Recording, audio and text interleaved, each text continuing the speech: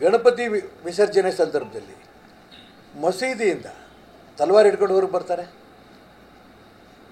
Petrol bomb ಹಾಕ್ಕೊಂಡ್ಬರ್ತಾರೆ, ಅಂಗಡಿಗಳೆಲ್ಲ ಸುಟ್ಟು ಹಾಕ್ತಾರೆ, ಸಿಕ್ಕಂಗೆ ಕಲ್ಲಲ್ಲಿ ಹೊಡಿತಾರೆ, ಪೊಲೀಸ್ಗೆಲ್ಲ ಹೊಡೆದಿದ್ದಾರೆ. ಇದೇ ರಾಷ್ಟ್ರದ್ರೋಹಿ ಮನಸ್ಥಿತಿಯ ಯುವಕರು ಮಾಡಿರೋಂಥ ಕೆಲಸ ಇದು.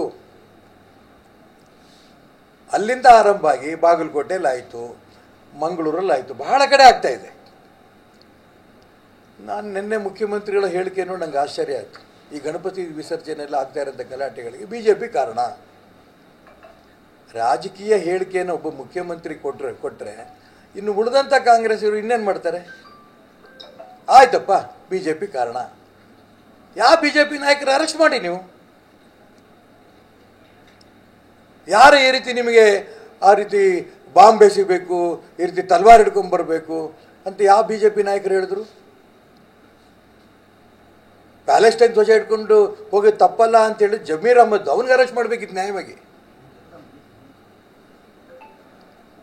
ನಾನು ಮುಖ್ಯಮಂತ್ರಿಗಳಿಗೆ ತುಂಬ ಸ್ಪಷ್ಟವಾಗಿ ಹೇಳ್ತೇನೆ, ನೀವು ಕೊಡೋಂಥ ಒಂದೊಂದು ಹೇಳಿಕೆ ಈ ರಾಷ್ಟ್ರದ್ರೋಹಿಗಳಿಗೆ ಒಂದು ರೀತಿಯ ಪ್ರೋತ್ಸಾಹ ಕೊಟ್ಟಂಗಾಗತ್ತೆ.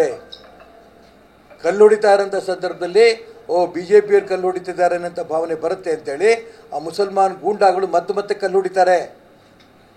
ಅನೇಕ ತಾಲೂಕುಗಳಲ್ಲಿ, ಅನೇಕ ಜಿಲ್ಲೆಗಳಲ್ಲಿ ಹಿಂದೂ ಮುಸಲ್ಮಾನ್ ಕ್ರಿಶ್ಚಿಯನ್ರು ಅಣ್ಣತಮ್ಮಂದಂಗೆ ಬದುಕ್ತಾ ಇದ್ದಾರೆ.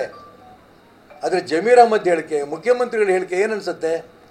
ನಾವು ಎಷ್ಟೇ ರಾಷ್ಟ್ರದ್ರೋಹಿ ಚಟುವಟಿಕೆಗಳು ಮಾಡಿದ್ರು ಕೂಡ, ಎಷ್ಟೇ ಗಲಭೆಗಳು ಮಾಡಿದ್ರು ಕೂಡ, ಎಷ್ಟೇ ಪೆಟ್ರೋಲ್ ಬಾಂಬ್ ಎಸೆದ್ರು ಕೂಡ, ಕಲ್ಲು ಎಸೆದ್ರು ಕೂಡ, ಅಂಗಡಿಗಳು ಸುಟ್ಟು ಹಾಕಿದ್ರು ಕೂಡ ಇದು BJPಯವ್ರ ಮೇಲೆ ಹೋಗುತ್ತೆ, ನಮಗೇನು ತೊಂದರೆ ಆಗಲ್ಲ ಅನ್ನೋಂಥ ಭಾವನೆ ಆ ರಾಷ್ಟ್ರದ್ರೋಹಿ ಗಲಭೆ ಮಾಡಬೇಕು ಅನ್ನೋಂಥ ಯುವಕರಿಗೆ ಪ್ರೋತ್ಸಾಹ ಕೊಡುತ್ತೆ.